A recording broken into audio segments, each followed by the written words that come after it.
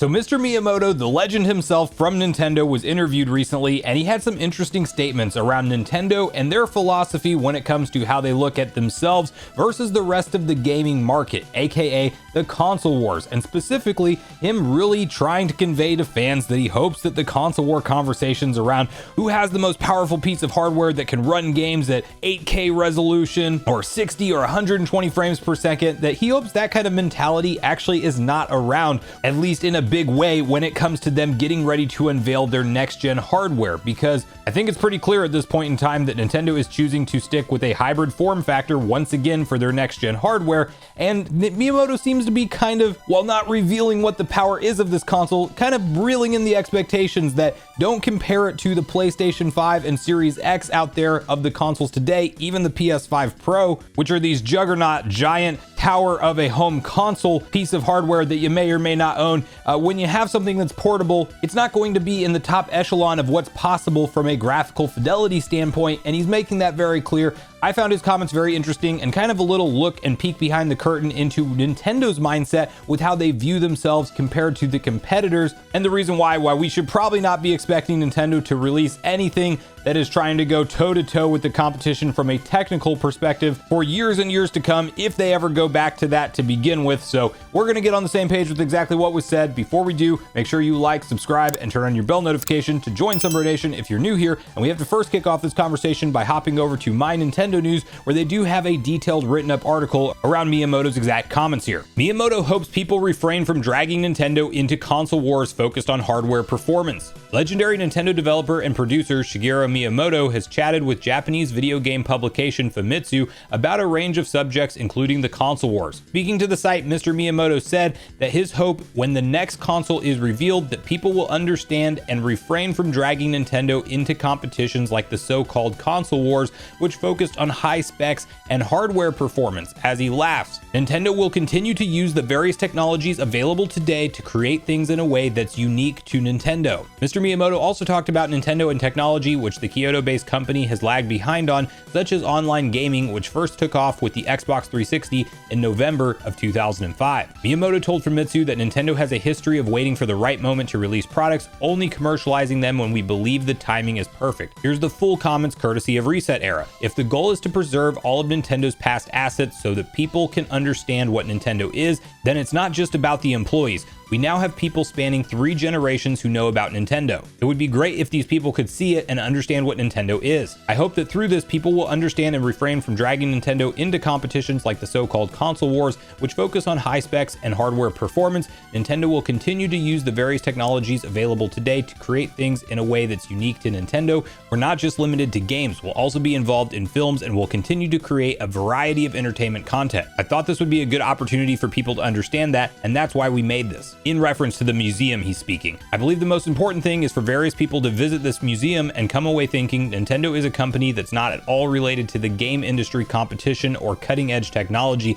that people will usually talk about. Of course, we conduct technology research. In the past, analysts and others have said things like, why isn't Nintendo focused on networking? Or what about mobile? Or why aren't you using cutting edge chips? However, if people calmly look at the exhibits, they'll realize that we've actually been working on those things all along. But Nintendo has a history of waiting for the right moment to release products, only commercializing them when we believe the timing is perfect. I think that becomes clear through the museum, and it helps build trust in Nintendo. For our shareholders as well, this serves as a kind of mid to long-term perspective, showing that they can trust us to manage the company properly. So Mr. Miyamoto's statements there clearly reflect Nintendo's mindset and their DNA. If you can talk about somebody who's a core DNA employee at Nintendo, somebody that's literally woven into the fabric of what this company is, it's Mr. Miyamoto. And for him to go out there and just kind of call out the console war conversation, and yeah, I'm sure Nintendo's very aware that they get crap online all the time from various different corners of the internet stating that I can't believe that the Switch 2 or whatever Nintendo's about to release won't even be able to run Cyberpunk 2077 at 4K 60 natively, and this new piece of hardware is coming out in 2025. It's going to be dated before it even gets here. And I'm sure they see the talk, which is, I believe, valid criticism of just how long the Switch 1 has been around, and it's struggling to keep up with some of the modern games that are being ported and released on it nowadays. And while I would tend to agree with the Switch sentiment a little bit more because it is quite honestly aged hardware, 7.5 full years since it's been released, I still think that Nintendo has kind of found their sweet spot with this hybrid approach and with where the technology will allow them to be and what kind of games it will allow them to run within the Nintendo Switch 2's generation, because while the Switch was literally so close to running those PS4 era games, they really just kind of struggle on the hardware and you do have to make some sacrifices. But I would argue, looking at and owning all of the big three platforms right now, PS5, Series X, and Switch, and even picking up some games on PC through Steam from time to time, that we are quickly approaching a point of diminishing returns in the gaming industry when it comes to the visual quality of these games. You just see far less releases than you ever used to. We used to be talking about at least a few different iterations of your favorite franchises per console generation.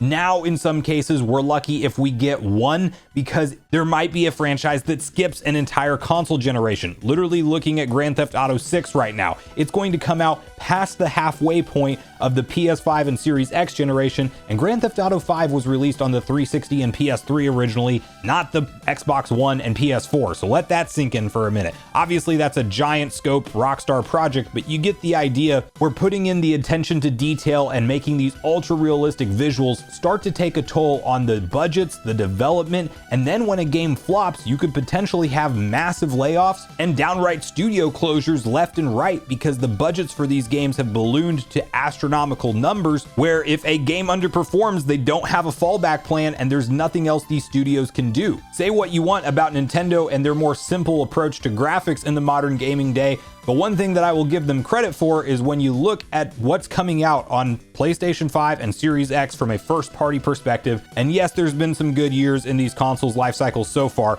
it has still been relatively light in comparison to generations past from a combination of first-party and third-party releases. Meanwhile, Nintendo, 7+ years past the Switch's launch, continues to support it with roughly one new first-party published game per calendar month, albeit with some remakes and remasters thrown into that conversation. But when I watch things like the most recent State of Play and realize, like Ghost of Yotei, which I'm actually pumped to check out, that's the one big first-party Sony published title that they really showed off there. We got a Horizon Zero Dawn remaster that doesn't really need to be remastered, but you get the idea. I think that Nintendo knows what they have here with their own creative gameplay ideas and treating gameplay as the king above everything else, and they're not wanting to be dragged into the graphical fidelity conversation of, look at how much better this other game looks on a stationary PS5 or PS5 Pro compared to a portable Nintendo Switch 2. Like, if the leaked specs for the Switch 2 are to be believed, we can roughly expect in handheld mode somewhere between a PS4 and PS4 Pro, and in docked mode between a PS4 Pro and a Xbox Series S, maybe even punching slightly above the Series S because of the higher RAM in certain cases. But that, to me, while it is not the bleeding edge of 4K 60 gaming natively, it is something that I think Nintendo can still pump out quality games that look amazing, but they might not have to take 7 to 10 years to put out each major title that they are developing. And call me crazy, but I ultimately prefer that. I would much rather be able to expect something like a once every month or once every other month first party Nintendo release going forward for the Switch 2 era than having like these bleeding edge graphics that look incredible, but I'm left waiting 6 months to a year at a time before I see the publisher I bought the console from come out with a new in-house project. Like, that's literally what we are talking about in some cases. Sony put out a $700 PS5 Pro before they had enough games to show off that could run it. If you look at the presentation, almost all the games were like launch window PS5 and a mixture of ones that have come out in the years afterwards. Like, they weren't even showing new stuff. We were looking at The Last of Us 2 remastered and talking about getting slightly better visual fidelity with a little bit better frame rate. But it's like, if we're paying $700 just to kind of get a better looking thing, which I'm not knocking on anybody who chose to purchase one. I mean, I do get the appeal. I like cutting edge tech as well, and it's definitely an enthusiast product, and I totally get that. But when you have an incredible piece of hardware sitting there, but not enough to really dive into and play on it, what are we doing at the end of the day? So I think Nintendo's in the right mindset here. I do think Switch 2 will be in that sweet spot for gaming where it can run stuff that looks visually impressive enough, and it can run 4K via upscaling with DLSS on the larger televisions that are out there now. But we just might not be to that point with Nintendo where we're sitting there waiting 6 to 12 months at a time for first party releases and not knowing if we might just get one Mario or one Zelda title period for the franchise for the entire life life cycle of a console, but rather we'll get multiple in different styles and installments in each of those respective franchises. So I really want to hear from you guys at this point in the video what you make of Miyamoto's comments around Switch 2, the power of it, and them not wanting to be